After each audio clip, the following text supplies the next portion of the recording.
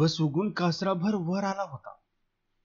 त्याची पिवळी किरण तांदळवाडीवर नाचत होती. घरांच्या कौलातून तरंगत निघणाऱ्या धुराला सोनेरी रंग आला होता. आश्विनातील कडक थंडी वाऱ्यावर बसून गल्लीनं पळत होती. घरावर असलेली भोपळीची पिवळी फुलं डोलत होती नि हसत होती. सकाराम दारात बसला होता. तो चहा पिऊन मिशीला पिळभरीत ऊन खात होता. त्याच्या अंगणातून पानवट्याची वाट गेली होती. त्या वाटेने गावातील बाया घागरी घेऊन येत होत्या. काही नदीकडे जात होत्या आणि सकाराम प्रत्येक बाईला निरखून पाहत होता. तो अगदी भान हरपून गेला होता.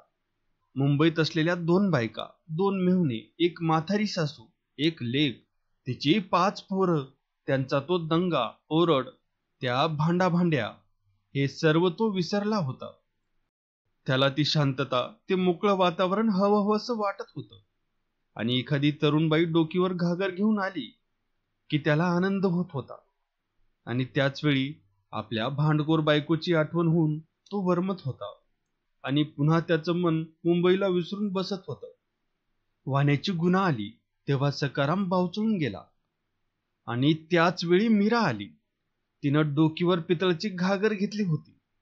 तिची आटोपशीर उंची, भरदार काया, गव्हासारखा रंग, रेखीव चेहरा, पाणीदार डोळे, दमदार चालणं, अंगातील तंग चोळी, तिने घातलेली तंग कास, हे सर्व पाहून सकारामला तिरमिरीच आली.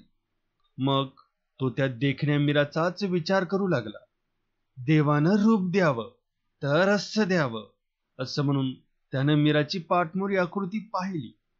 तीही त्याला तशीच मोहक दिसली. तो मनात म्हणाला, बंधा रुपया, दोन्ही बाजूनी सारखा, कसा बी चालवावा. इतक्यात मीरा आडाला गेली आणि त्याची नजर चरफडत फिरली. तसा तो चटकन उठून मीराची पावलं पाहत तिच्या मागून चालू लागला. सकाराम मुंबईत रेल्वेत नोकरी करीत होता. 2 बायका गिरणीत काम करीत होत्या.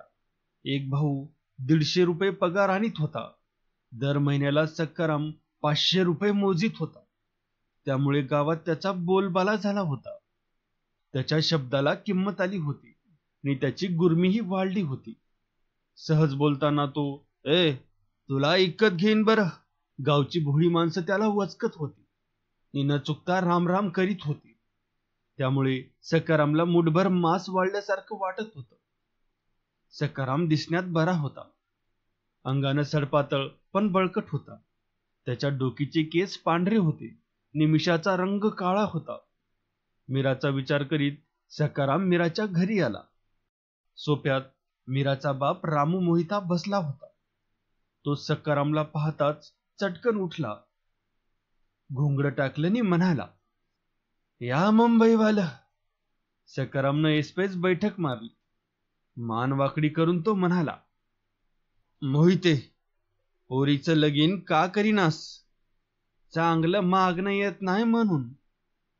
रामू मोहिता उत्तरला आणि सकाराम गुरकला. चांगलं म्हणजे काय? मोहिता उत्तरला. चांगलं म्हणजे पोरीला सुख मिळावं. सुख कसलं असतं? सकाराम ढिकणा डोळे वटारून म्हणाला, माझ्या संग नीट बोल. सुख म्हणजे असं.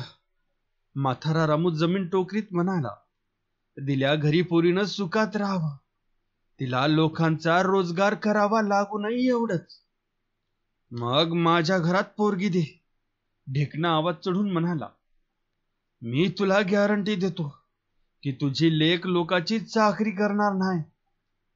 पण कुणाला देऊ म्हणता? मोहित्यानं चाचरत विचारलं.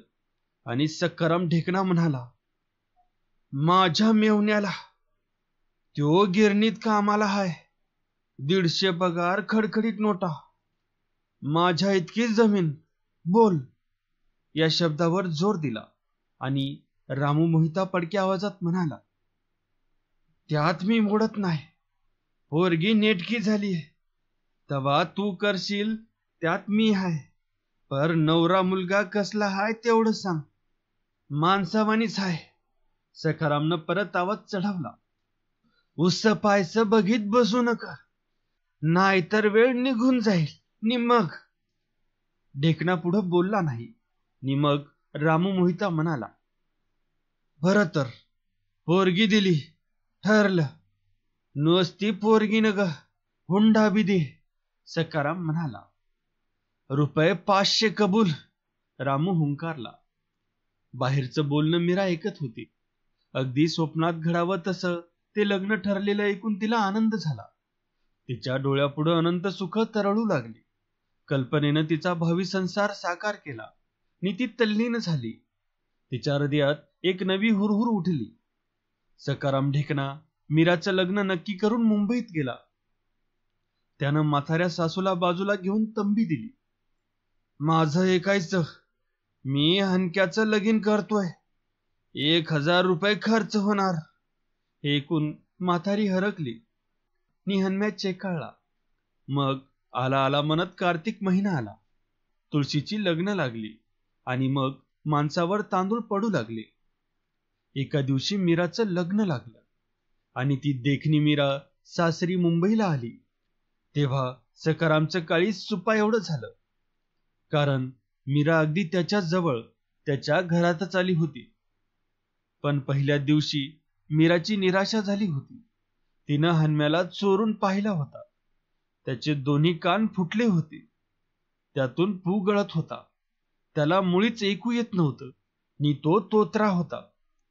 भाकरीला भाकली म्हणत होता. त्याला कुठेही काम मिळत नव्हतं नि मिळालं तर ते दुसऱ्या दिवशी सुटत होतं. बहिरा म्हणून त्याला कोण कामावर ठेवीत नव्हतं. घरात लहान मोठी 16 माणसं होती. ती 8 फूट खोलीत कशी तरी दाटीवाटीनं राहत होती. तो सर्व प्रकार पाहून मीराला वाईट वाटलं. परंतु लगेच तिनं स्वतःला सावरलं. नीती नांदू लागली. अगदी मनावर दगड ठेवून मीरा नांदत होती. ती रात्री 3 वाजता उठत होती. 16 माणसाचे जेवण करीत होती. पुन्हा दुपारी तेवढा स्वयंपाक, पुन्हा पाणी, धुनी, झाडलोट नि भांडी घासणं यात तिचा दिवस जात होता. रात्री 12 वाजता ती डोकं टिकीत होती. तिला एका कोपऱ्यात जागा मिळाली होती. एक फाटकी गोदडी अंथरून ती पडत होती. हनम्या अंगणात खुरमुंडी घालत होता.